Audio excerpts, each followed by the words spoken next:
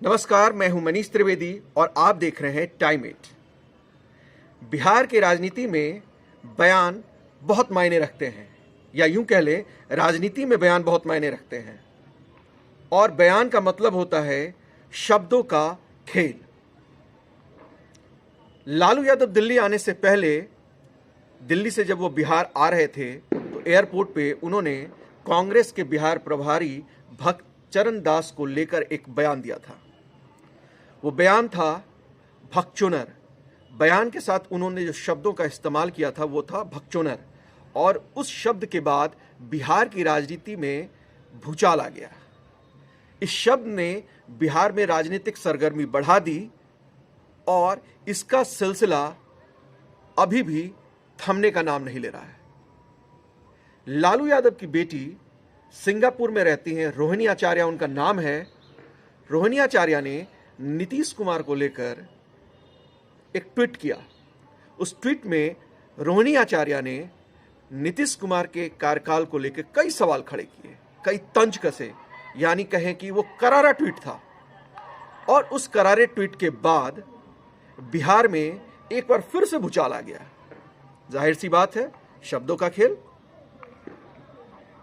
रोहिणी आचार्य ने जो ट्वीट किया उसके जवाब में जदयू की तरफ से कोई ठोस बयान तो नहीं आया, लेकिन हम पार्टी के कद्दावर नेता संयोजक जीतन राम मांझी की बहू ने एक ट्वीट किया। दीपा मांझी, जो जीतन राम मांझी की बहू हैं, उन्होंने एक ट्वीट किया। ट्वीट में लालू की बेटी रोहिणी आचार्य को लबरी कह दिया। और इस ट्वीट के बाद फिर से बिहार में सभी पार्टियों के बीच राजनीतिक सरगर्मी शब्दों को लेकर बढ़ गई। अब बिहार में अगर आप देखें तो लबरी का मतलब होता क्या है। दीपा मांझी के इस ट्वीट का मतलब यह था कि दीपा मांझी ये कहना चाह रही थी इशारों ही इशारों में कि बिहार में जो लबरी के मायने होते हैं वो होते हैं कि आप कुछ भी बोलते रहते हैं, कहीं भी कुछ भी बोल देते हैं, तो आप उनको लबरी कहते हैं। तो जाहिर सी बात है, एक बार लालू प्रसाद यादव ने भगचोनर कह के कांग्रेस के भगचरण दास पे वार किया था। दूसरी तरफ रोहिणी आचार्य ने नीतीश कुमार को निशाने पे लिया था। और इस बार जीतन राम मांझी की बहू दीपा मांझी ने रोहिणी आचार्य को लबरी कह के पलटवार किया है। इसी बीच तेजस्वी यादव ने एक ट्वीट किया है।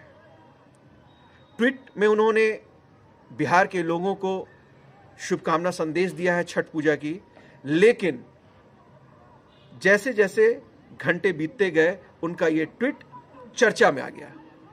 उन्होंने जो ट्वीट किया है शुभकामना संदेश के बाद, और उसमें जो आखिरी पैरा उन्होंने लिखा है, मैं वो आपको पढ़ के सुनाता हूं।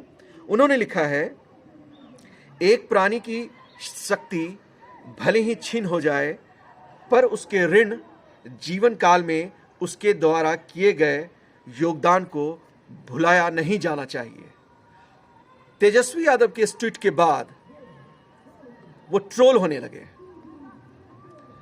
ट्रोल इस बात को होने लगे कि जो लाइनें उन्होंने ये कोट की, जो आप टीवी स्क्रीन पे भी देख सकते हैं, जो आखिरी पैरा है, ट्रोल जनता ये उनको कर रही है कि ये जो लाइनें आपने लिखी हैं वो किसके लिए लिखी हैं? क्या आपने पिताजी के लिए लिखी हैं? किसके लिए लिखी हैं? हालांकि इस ट्वीट पे ज्यादा बेहतर तरीके से तेजस्वी यादव ही बता पाएंगे कि ये जो आखिरी लाइन है ट्वीट की वो किसको लेकर कह रहे हैं। फिलहाल राजनीति में बयान और बयान में इस्तेमाल किए जाने वाले शब्दों का खेल बहुत निराला है, और पूरे भारत में शब्दों के खेल से ही राजनीति तय की जाती है। फिलहाल बिहार में ये राजनीति अपने उबाल पर है, और ऐसे ही कई खबरों के साथ हम आपके पास पहुंचते रहेंगे। फिलहाल मनीष त्रिवेदी को दीजिए इजाजत। तमाम छोटी और बड़ी खबरों के लिए देखते रहिए टाइम इट।